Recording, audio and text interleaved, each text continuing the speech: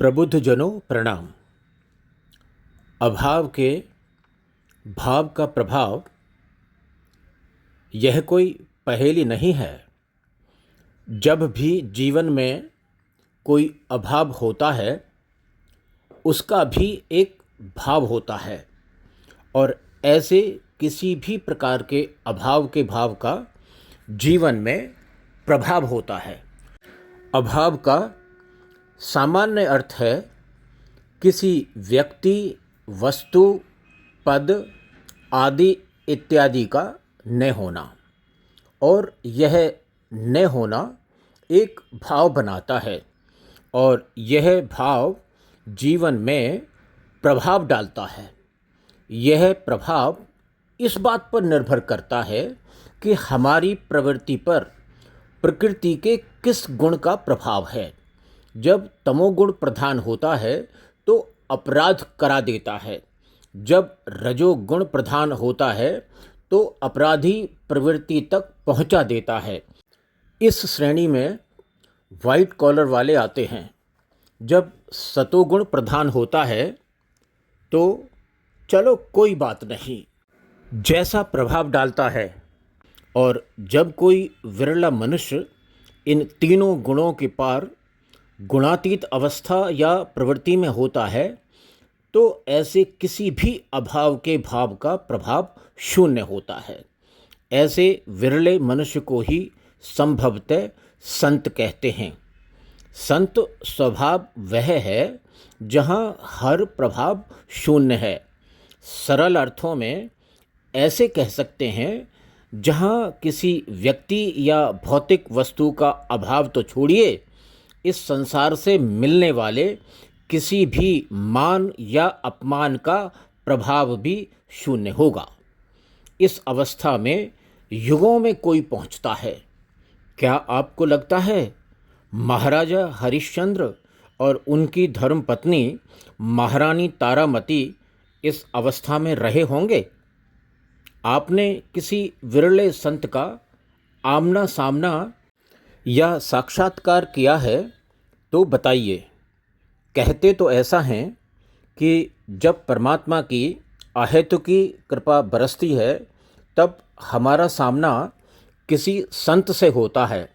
संभवतः ऐसे ही विरले मनुष्य के विषय में कहते हैं कि संत ना होते जगत में तो जल मरता संसार।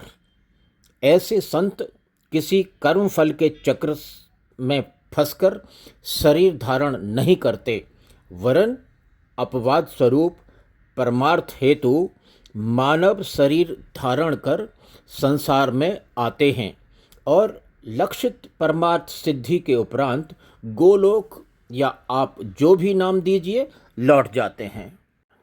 शरीर को मशीन मानने वाले और तर्क अर्थात लॉजिक को पूजने वाले कोई प्रश्न या तर्क हो वो कमेंट में लिख उपकार करें। प्रयास किया जाएगा उनसे सीखने का और परमात्मा की कृपा हुई तो उत्तर देने का। लॉजिक से तो यह प्रकृति चलती है। इस प्रकृति के स्वामी का प्रथम चरण ही लॉजिक से परे मैजिक से भरा हुआ है। बात करते हैं इस दुनिया के तामझाम की जो लॉजिक से भरा पड़ा है। किसी अपराधी से पूछ लीजिए, वह अपराध को जस्टिफाई करने के सैकड़ों लॉजिक गिना देगा। ये तमोगुण का प्रभाव है। दुनिया के किसी भी रूलर को देख लीजिए, उसके पास अपने लिए कोई रूल नहीं है। एप्स्टीन फाइल्स ने इन सबको नंगा कर दिया। एप्स्टीन फाइल्स में दिखे ये सब रूलर कहलाने वाले कांप रहे हैं, ब्लैकमेल हो रहे हैं, इनके चेहरों की झाइयाँ उड़ी हुई हैं। ये रजोगुण का प्रभाव है। आप देख लीजिए इनकी प्रवृत्ति अपराधी है या नहीं। ऐसे ही एक मादर डैश डैश डैश मक्कार एक देश के रूलर ने पत्रकार का जीवित ही हड्डियों से मांस अपनी एक एम्बेसी में उतरवा दिया और यह रूलर आज भी जीवित है। इसका भी मांस जीवन रहते हड्डियों से उधड़े तो इसे कैसा लगेगा। हो सकता है आज के परिवेश में कोई परिस्थिति ऐसा भी कर दे। क्या कुछ और किस किस का सब उधड़ तो रहा है, क्या सब कुछ उधेड़ देंगे शिव? पता नहीं। यही हैं बिना रूल के रूलर, ये भी उधड़ने चाहिए। लग तो ऐसा रहा है अब उधड़ेंगे ये सब। इनकी वर्तमान नस्ल को भी उधेड़ने वाले आ गए हैं इस संसार में। रावण को उधड़ना था तो उसने सीता माँ को हाथ लगाया, शिशुपाल को उधड़ना था तो उसने भगवान श्री कृष्ण को गाली दी। आज के रजोगुण से ग्रसित मक्कारों का वध करने के लिए भेज दिए हैं परमात्मा ने अपने देवगण। ये रजोगुण की माया है। तीसरी श्रेणी में वह जन आते हैं जो जान गए हैं माया की पकड़ को, पर परमात्मा बनने की मोह लिए हैं। मोह चाहे परमात्मा बनने का ही क्यों न हो, घसीटेगा तो इस संसार में ही। यदि ये भंडारा चलाने वाले, दवा उपचार देने वाले जब भी कर्ता भाव निकाल देंगे, हो सकता है सतोगुणी पकड़ से भी बाहर निकल जाएं। अभाव के भाव का ही प्रभाव ही है। अभी आजकल में ही एक सत्ताधीश जिसने हजारों नागरिकों को इस भय से गोली चलवाकर नृशंस हत्या करा दी कि उसकी सत्ता चली न जाए, पर हुआ क्या? दूसरों को लाश बनवा देने वाले की हड्डियों का भी धुआं बन गया। इस कायर के साथ यह इसलिए हुआ क्योंकि वह सत्ता के संभावित अभाव के प्रभाव में पागल हो गया था। यही प्रभाव प्रभावी होता है तो गैस सिलेंडर के लिए लाइनें लगती हैं। इन लाइनों में कितने तो ऐसे होंगे जिनके पास एक दो सिलेंडर भरे रखे होंगे और अनेकों के पास पाइपलाइन द्वारा गैस सप्लाई की व्यवस्था भी होगी, पर गैस के आभासी अभाव के भाव से उपजे प्रभाव ने इन्हें लाइन में लगा दिया, जैसे परमात्मा केवल इन्हें ही जिंदा रखेगा। यदि मनुष्य का लालच प्रकृति की स्वाभाविक अवस्था में हस्तक्षेप ना करे तो प्रकृति अरबों जीव जंतु और वनस्पतियों का लालन पालन स्वयं करती है। कुत्तों को पालना भी उस वृत्ति को पुष्ट करता है जिसमें किसी गुलाम का अभाव दिखता है, चलो कुत्ता ही पाल लें। यह अभाव के भाव का प्रभाव जब निम्नतम स्तर पर हो जाता है तो मक्कार झुंड बनाकर अपराध करते हैं। जब भी अधम नीच किसी व्यक्ति का सामना करने की सामर्थ्य नहीं रखते, तब ये हरामी अपराध कर अपनी सामर्थ्य के अभाव को छिपाते हैं, पर नियति ऐसा करने नहीं देती। अभी आगे आगे देखिए ये अभाव के भाव के प्रभाव में क्या क्या होने वाला है।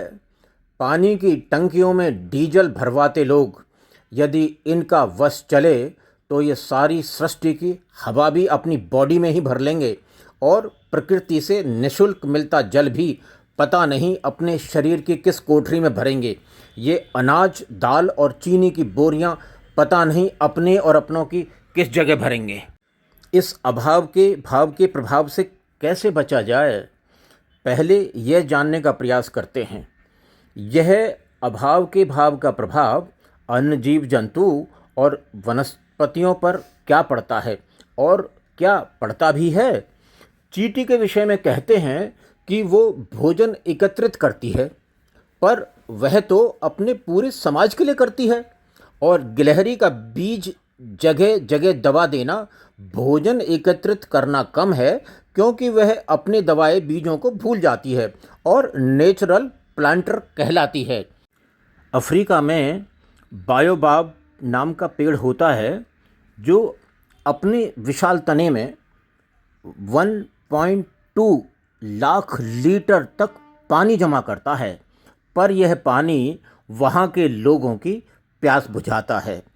आमतौर से तो यही लगता है कि मनुष्य से भिन्न कोई अन्य जीव जंतु या वनस्पति स्वार्थ हेतु कुछ भी एकत्रित नहीं करते हैं।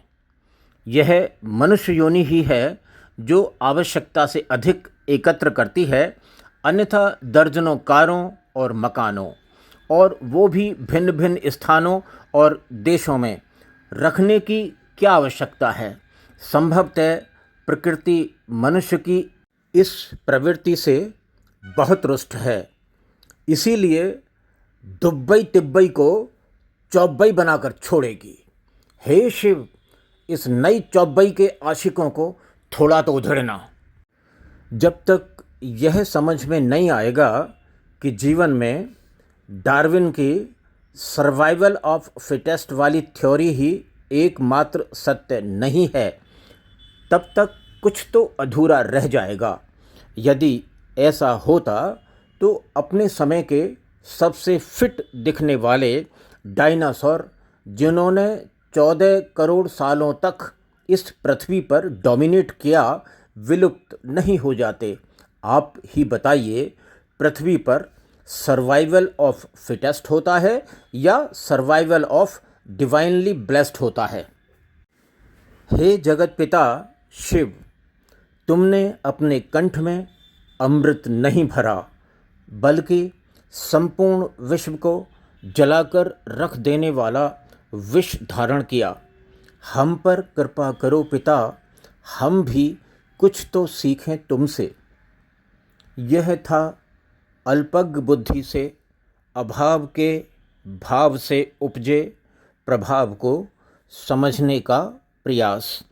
आप भी कुछ ज्ञानवर्धन करें कमेंट द्वारा। आपने इसे सुना, आपको आदरपूर्वक प्रणाम।